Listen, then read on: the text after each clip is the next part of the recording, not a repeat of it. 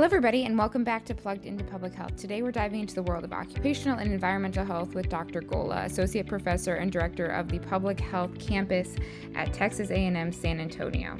From his roots in clinical medicine in India to his Ph.D. in industrial hygiene at the University of Iowa, Dr. Golla brings a global and deeply practical perspective to the evolving field of public health. In this conversation, we're going to explore the gaps in protective practices for workers, real-world impact of pesticide exposure on farm families, and how global experiences shape local solutions. I'm Lauren Lavin, and if it's your first time with us, welcome. We're a student-run podcast that talks about major issues in public health and how they are relevant to anyone, both in and outside the field of public health. Now let's get plugged into public health. Plugged into Public Health is produced and edited by the students of the University of Iowa College of Public Health, and the views expressed in this podcast are solely those of the student hosts, guests, and contributors. They do not necessarily reflect the views or opinions of the University of Iowa or the College of Public Health. Hello, everybody. Welcome to the podcast today, and today we have Dr. Golla speaking with us, which I'm really excited about, so thank you for being here. And we are going to start off by I'm just going to have you tell us about your journey into the field of public health and what inspired you to pursue a Ph.D. in industrial hygiene here at the University of Iowa. Well, thank you for having me. I started my education in medicine, and as a medical student itself, I was very much interested in preventive medicine and social medicine. So when I graduated, I worked briefly as a general practitioner. And at that time, I got even more interested in preventive medicine and public health. Yeah. That is what led me to pursue a PhD in industrial hygiene at the University of Iowa. This is because I was very much interested in exposures. How do exposures happen, and how does that cause disease? And I was looking at a lot of occupational and environmental health diseases, and also worker health and safety.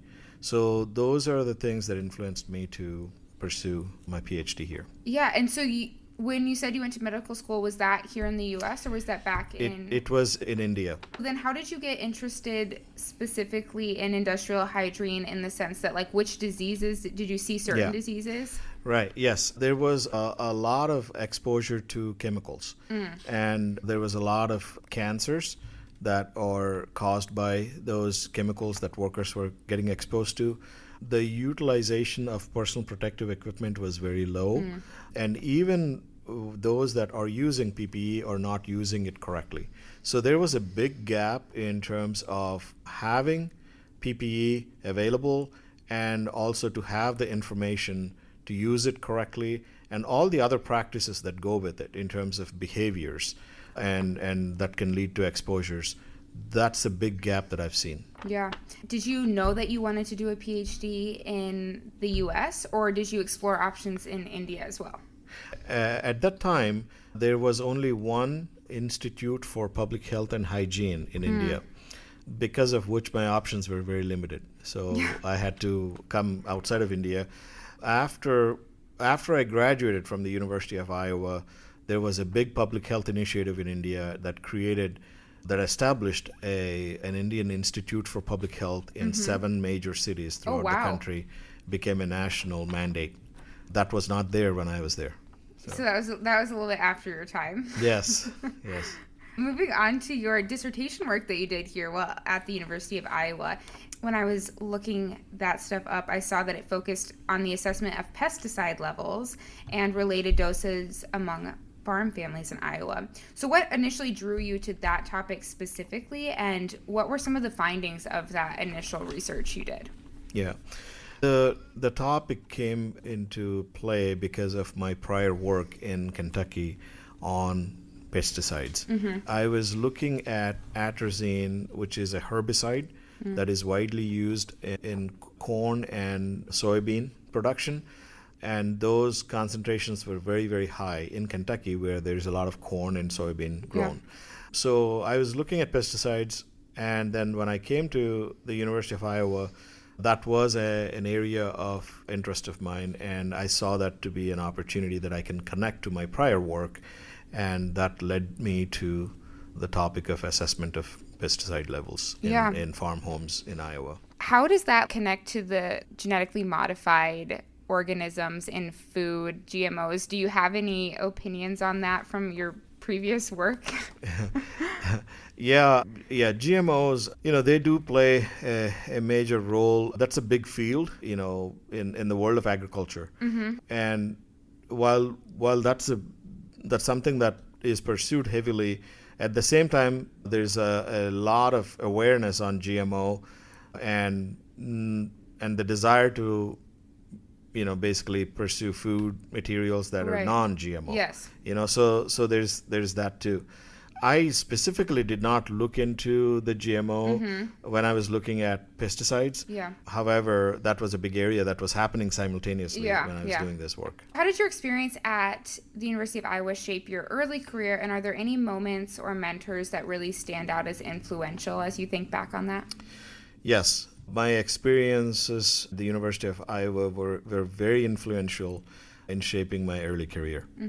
Some of the things that I learned here in the classroom, out in the field, from the faculty and staff here, to be very positive, to be assertive, to be thorough, and to also be able to work in high demand situations. There were times when things were very stressful, not just from homework, but from other things. Yeah. And also industrial hygiene is one area, but overall the field of public health and overall, meeting my professional growth, the university played a major role. Yeah. The individuals that come to my mind that served as mentors: Patrick O'Shaughnessy, Wayne Sanderson, Laura Fortes, Fred Gare. I learned a lot. I learned a lot from their classes and from knowing them and working with them, and more than they will ever realize. After you graduated, you ended up going back to Western Kentucky University, and that's where you had gotten your master's originally. Correct. So one of your achievements there was obtaining a training grant to support undergrad students in environmental health sciences. What impact did this grant have on students as well as the department you were working on? Yeah, the training grant was critical. This is Centers for Disease Control and Prevention, CDC, has a major unit called NIOSH, National Institute for Occupational Safety and Health. And NIOSH provides this training grant. NIOSH has 18 ERCs in the country. University of Iowa is one of them. But it has 30 training project grants, is what they're called, TPGs. So Western Kentucky had one of them. So that was initially for undergraduate students, and I was working with a faculty member to bring that back. The program had TPG support for a number of years, and then when a faculty member left, it kind of went silent. So then we resurrected that funding, and then we added the master's graduate for graduate students too to get that training grant. That effort I personally led, and that provided tuition support to students, conference travel, workshops. Right. It also helped us recruit students. Yeah. It took off a lot of expense burden on students for their education because of that. We also were very successful in increasing the number of female students in the program through that training grant. Yeah, which is great. Which was very wonderful. So it had a profound impact on the two undergraduate and graduate programs. Right. Since 2015, you've taken on quite a few leadership roles throughout your academic tenure, first as Associate Dean for Research and Administration at WKU, and now as the Vice Provost for Research and Health Sciences at Texas A&M. How do you feel like these roles have enabled you to make a broader impact in the field of public health? Yes, I was able to work with the faculty and staff and build programs. It was a very dynamic environment as opposed to having just static programs. So because we were building programs both at the undergraduate and graduate levels, and the department had public health education programs and then environmental occupational health programs, and specifically impacting rural areas. Yeah. And that was one of the biggest things. The broader impact, I would say, is to be able to serve underserved populations and to have students come from families that, they're the first generation students.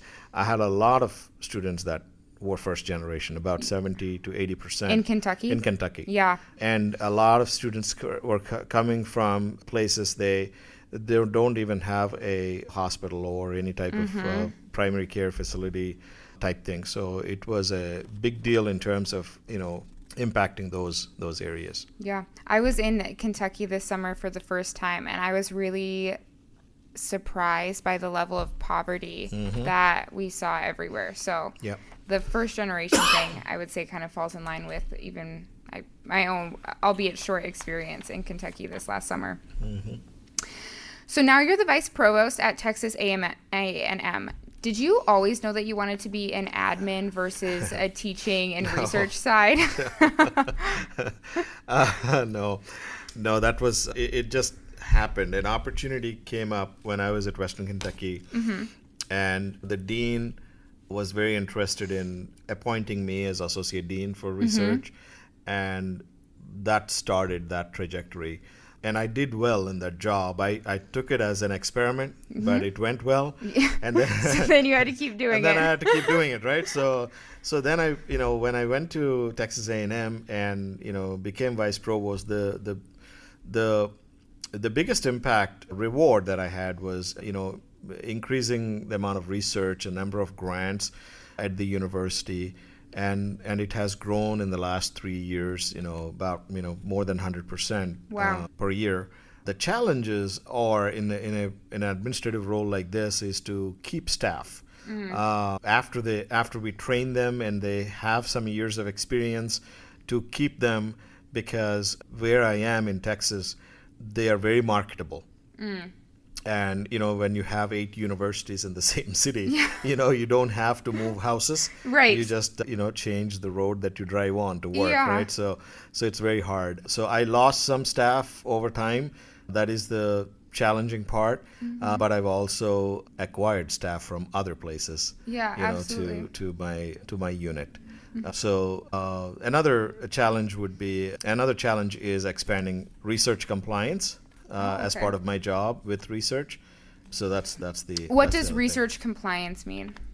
Okay, so every university has a requirement to follow the federal guidelines, and then you have state guidelines to be in compliance when you're doing research.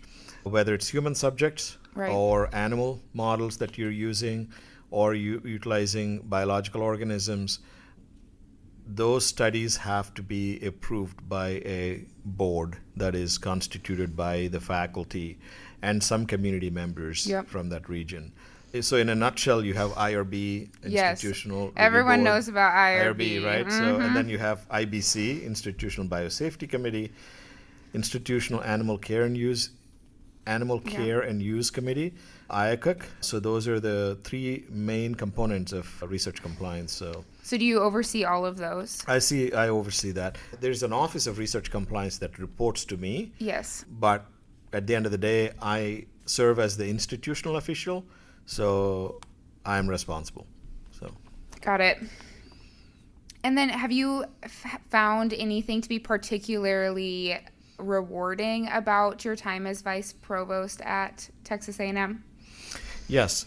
To be able to build things, network and grow capacity, especially more recently to build the Health Science Initiative, to be the lead person on that, to bring different players together to make that happen, that is the most rewarding thing, because I can see what the initiative will be 5, 10, 15 years from now, and how that would impact the population of that region in a positive way. Yeah, absolutely.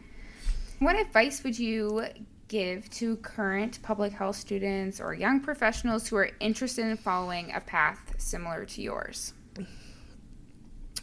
I would say work hard in your classes, do your coursework well. Definitely embark on field experiences. Like I shared before, don't pass up on any field experience opportunity. Networking is the other thing. Yes. Stay focused. Have fun, but stay focused, and keep your research active is what I would say, because even though I moved into administration, I stayed research active and grant active, however difficult that may be. Yeah. I have less time to do it, but that is one thing that keeps me going. So that's what I would say. Those are good bits of advice. Okay, my final question for you is, what excites you most about the future of public health, and where do you see this field heading in the next decade? The most exciting thing about the future of public health is it's a field that is growing in its application, not just its size. Most things are becoming public health oriented. We have seen the pandemic, and we have seen the success and the failures of the pandemic. So during the pandemic, so we've learned a lot of things because of that experience. However, it's a growing field, and where I see this heading in the next decade, I think there will be a critical role that public health will play in prevention of diseases more than on the therapeutic side. There will be big headway in the preventive side. Yeah, which is important. We would prefer it to be on the preventive side than addressing a problem after it's occurred. So this is one thing I'll say. There are certain vehicles that you can take the key fob, and you can put the key fob, and they can tell you the status of your vehicle, right? Yeah. And when you got it serviced last, what problems you had, right? I have a feeling that public health is going to play that role. So we go in for whatever care that they are able to pull things up and give us advice, give us the necessary healthcare options based on where we were before, what we're doing now. I think that role will be played by public health, and not by traditional medicine. Yeah, which is something I think to look forward to as we keep going. One, it keeps job security up. That's right. That's yeah. But Absolutely. two, it's probably a better way to do medicine. Yes. Yes. Well, I really appreciate you taking the time to chat with us today. I really enjoyed this, and I hope our listeners enjoyed and learned something from it too. Thank you so much for this opportunity. That's it for our episode this week. A big thank you to Dr. Golla for joining us and sharing his journey from medical school in India to pesticide exposure research in the Midwest, and ultimately his commitment to training the next generation of environmental health professionals. From this conversation, we hope you take away some key lessons: the importance of preventive thinking in medicine and public health, how meaningful mentorship can shape your career, and the value of connecting classroom learning with real-world practice. Whether you're early in your career or thinking about what's next, Dr. Golla's story reminds us that public health is a global, dynamic, and deeply impactful field. This episode was hosted and written by Lauren Lavin and edited and produced by Lauren Lavin. You can learn more about the University of Iowa College of Public Health on Facebook. Our podcast is available on Spotify, Apple Podcasts, and SoundCloud. If you enjoyed this episode and would like to help support the podcast, please share it with your colleagues, friends, or anyone interested in public health. Have a suggestion for our team? You can reach us at cph-gradambassador@uiowa.edu. This episode was brought to you by the University of Iowa College of Public Health. Until next week, stay healthy, stay curious, and take care.